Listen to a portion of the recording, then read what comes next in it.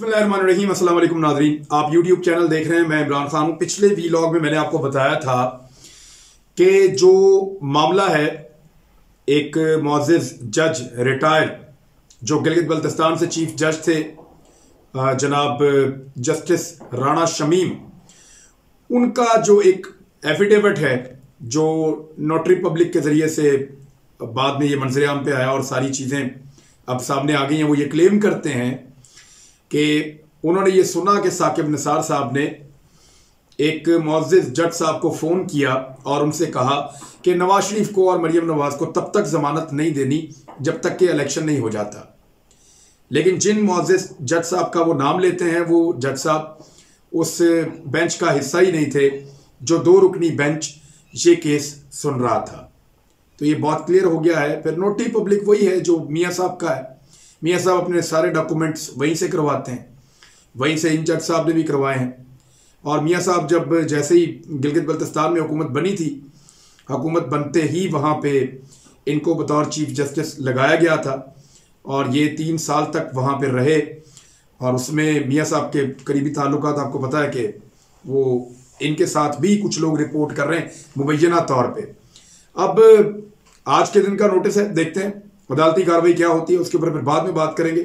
साकिब निसार साहब कैसे ये साबित करेंगे कि उन्होंने ये बात नहीं की, और अगर ये बात की भी है तो कैसे साबित होगा कि वो इन्फ्लुएंस कर सके हैं, क्योंकि वो जज ही कोई और बता रहे हैं, नाम कोई और बता रहे हैं।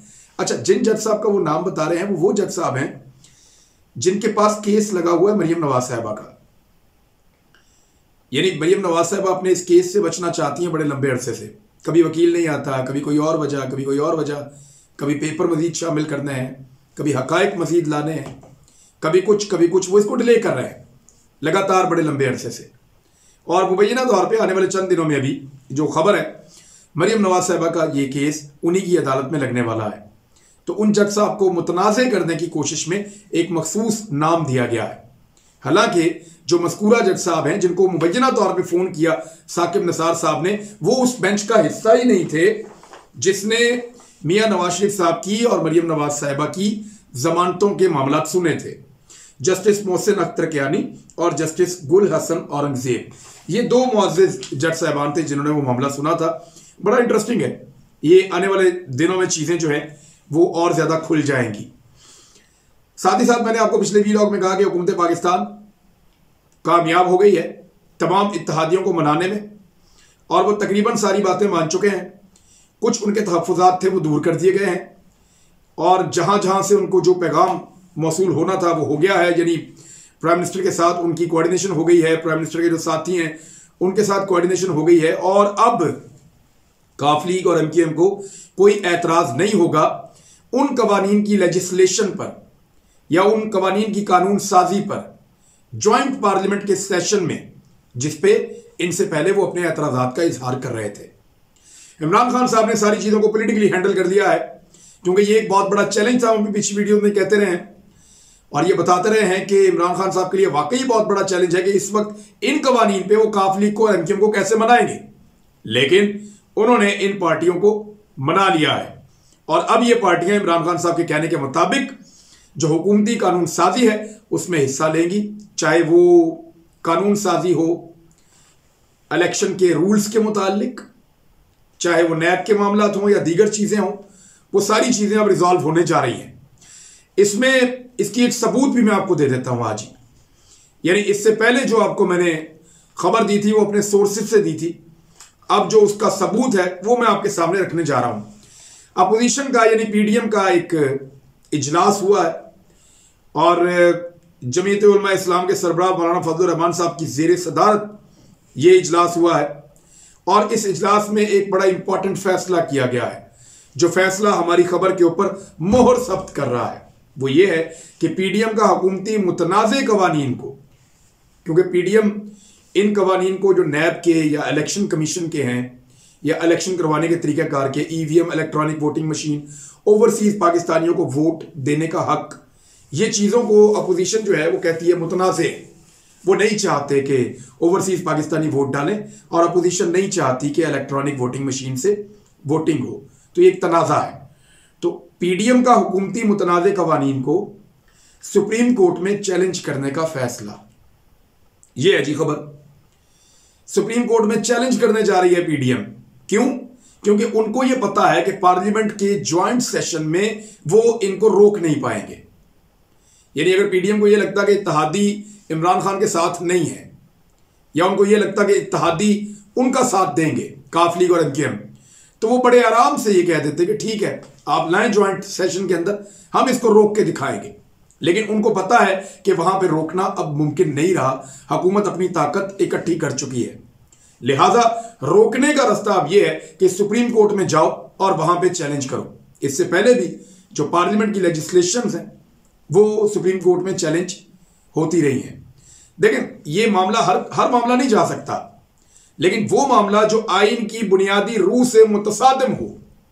ये माजी में मुझे अच्छी तरह याद है, हम इस पर प्रोग्राम करते रहे हैं कि जो आईने पाकिस्तान है उसकी एक बुनियाद है ना, जो उससे तसादुम होगा जिस कानून साजी का, उसके ऊपर सुप्रीम कोर्ट ऑफ पाकिस्तान मुदाखलत करके वर्डिक्ट दे सकती है या वहां पे आप रुजू कर सकते हैं।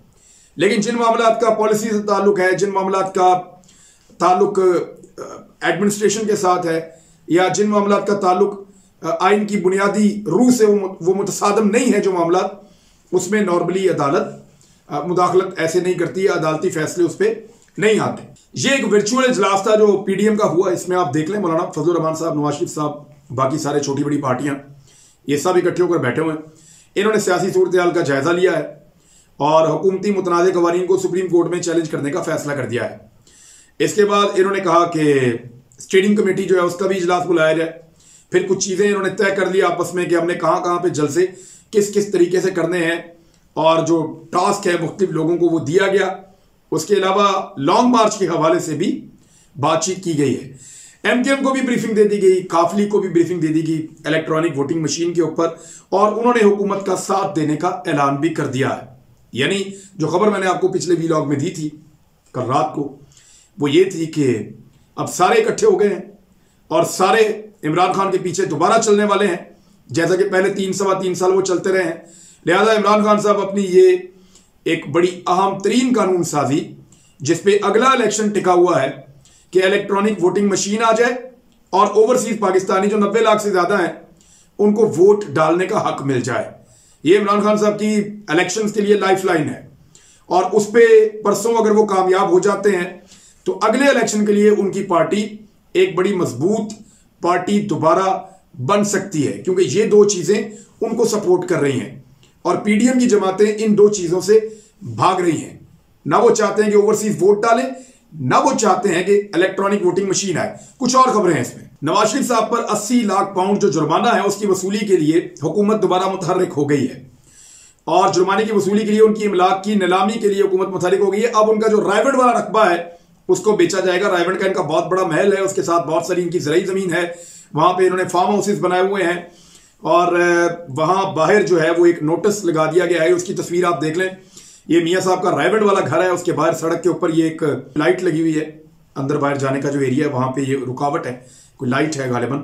इसके ऊपर उन्होंने ये नोटिस लगा दिया है कि अब मियाँ साहब की जो यहाँ की जायदाद है रायगढ़ की, उसको भी नीलाम किया जाएगा, और जो पैसा बरामद करना है वो 80 लाख पाउंड। ये बहुत बड़ी अमाउंट है, कोई छोटी मोटी रकम नहीं है, ये 80 लाख पाउंड है। और ये जुर्माना वो है जो अदालत की जानिब से मियां नवाज शरीफ साहब के ऊपर लगाया गया है। अगली खबर जनाब ये, और एक अच्छी खबर है कि स्टेट बैंक ऑफ पाकिस्तान के मुताबिक मौजूदा साल जो अब शुरू हुआ है, इसके पहले चंद महीनों का जो रिकॉर्ड है उसके मुताबिक 4 महीनों में दोबारा रिकॉर्ड बैरून मुल्क से जो पाकिस्तानी पैसा भेजते हैं वो रिकॉर्ड पैसा दोबारा मौसूल हुआ है। यानी हर महीने 2 अरब 50 करोड़ डॉलर से ज्यादा पैसा ओवरसीज पाकिस्तानी भिजवा रहे हैं, और ये वो ओवरसीज पाकिस्तानी हैं जिनको हम वोट डालने का हक नहीं देना चाहते। और इस मुद्दत में पिछले साल जो पैसा आ रहा था वो 2 अरब डॉलर से ज्यादा पर मंथ आता था, अब ये 2.5 अरब डॉलर से ज्यादा पर मंथ आता है। तो जिन ओवरसीज पाकिस्तानियों को हम वोट डालने का हक नहीं दे रहे, वही ओवरसीज पाकिस्तानी पाकिस्तान में धड़ाधड़ पैसा भेज रहे हैं, और अब जो तरसीलात ज़र हैं वो 10 अरब 60 करोड़ डॉलर तक पहुंच गए हैं ये पहले 4 महीने में, और ये पिछले साल की निस्बत 12% ज्यादा है। और उससे पिछले साल ज्यादा था। ये लगातार इमरान खान साहब के दौर में ऊपर जा रहा है और तमाम रिकॉर्ड टूटते चले जा रहे हैं। माली साल 2021 में पाकिस्तान को मजमूई तौर पर 29 अरब 40 करोड़ डॉलर की तरसीलात ज़र यानी बाहर से जो पैसा आता है वो मसूल हुआ था, फॉरेन रेमिटेंस। और अगर इसी तरह मसूल होगा तो पाकिस्तान इस दफा ज्यादा बड़ा रिकॉर्ड कायम कर सकता है। एक खबर जो है वो ये दावा किया है मुजम्मिल असलम साहब ने, ये तर्जुमान हैं जी फाइनेंस मिनिस्ट्री के, वजारत खजाना के तर्जुमान है। उन्होंने कहा है कि history has been made today, कि आज जो है वो तारीख रकम कर दी गई है कि आज की जो पेट्रोलियम की प्राइसेस हैं उनमें सेल्स टैक्स को इफेक्टिवली जीरो कर दिया गया है। यानी मैं आपको बताता हूं आसान करके, दुनिया में तेल की कीमत बढ़ रही है, जैसे जैसे कीमत बढ़ती है पाकिस्तान के अंदर यह कहा जाता है कि यहां पे भी कीमत को आप बढ़ाएं। तो जब ओगरा कहता है कीमत बढ़ाएं तो हुकूमत बढ़ा देती है, नॉर्मली यही होता है। लेकिन बाहर क्योंकि कीमत बहुत तेज बढ़ रही है और पाकिस्तान में अगर उतनी तेज बढ़ाई तो ये कीमत तो 200 तक पहुंच जाएगी। तो हुकूमत ने क्या किया कि बाहर से जो कीमत बढ़ रही है पाकिस्तान में टैक्सेस को कम करना शुरू किया। यानी वो टैक्स जो कभी 30, 35, 40 रुपए होता था उसको कम करते करते 10 पे 5 पे बहुत नीचे लेकर आ गए। वो टैक्सेस कम करते करते जो सेल टैक्स है वो एक दौर में 17% तक वसूल किया गया, 10% तक भी हुआ, 15% तक भी हुआ, 12% तक भी हुआ।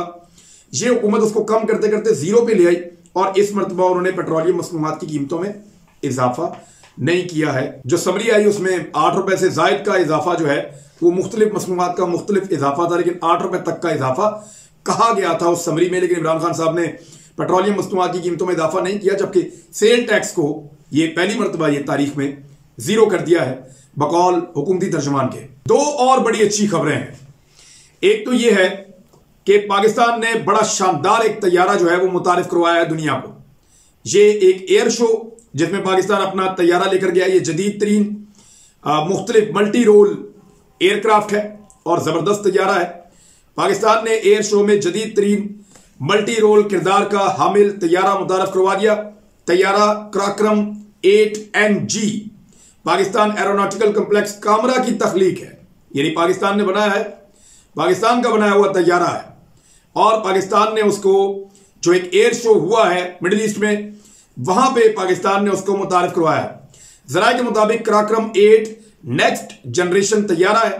क्राक्रम 8 जेट तरबियती तैयारे की जदीद शक्ल है और यानी तरबियत देने के लिए जो आप पायलट तैयार करते हैं नए एयरफोर्स के या दीगर, उनके लिए आपको ये तैयारा चाहिए होता है। इस तैयारे से ट्रेंड होकर फिर वो फाइटर जेट्स को उड़ाते हैं। तो अच्छी बात यह है कि पाकिस्तान पहले बहुत सारे तैयारे बाहर से मंगवाता था, अब पाकिस्तान ये तैयारा खुद बना रहा है और ये क्राक्रम 8 जेट तरबियती तैयारे की जदीद शक्ल है। तैयारा अहदाफ के तयन, निगरानी, ज़मीनी अहदाफ की तबाही में बहुत कारगर है, यानी ये आपके ऑपरेशंस में भी काम आ सकता है।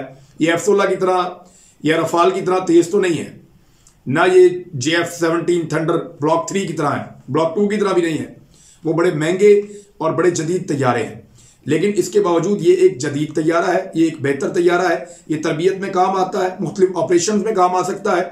इसकी तादाद में इजाफा करके हम अपने फ्लीट को बड़ा रिच कर सकते हैं।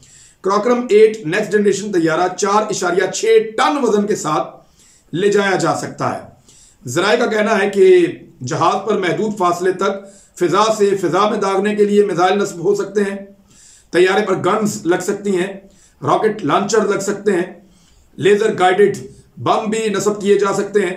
तैयारा हदफ को लॉक करने, जैमिंग की सलाहियत भी रखता है। जहाज जो है वो 840 किलोमीटर फी घंटा की रफ्तार से उड़ता है और 12,000 मीटर तक बहुत अच्छी बुलंदी पे ये जा सकता है। जदीद एवियोनिक्स हथियारों की तनसीब से तैयारा तरबियती और ऑपरेशनल उमूर दोनों में बहुत कारगर है।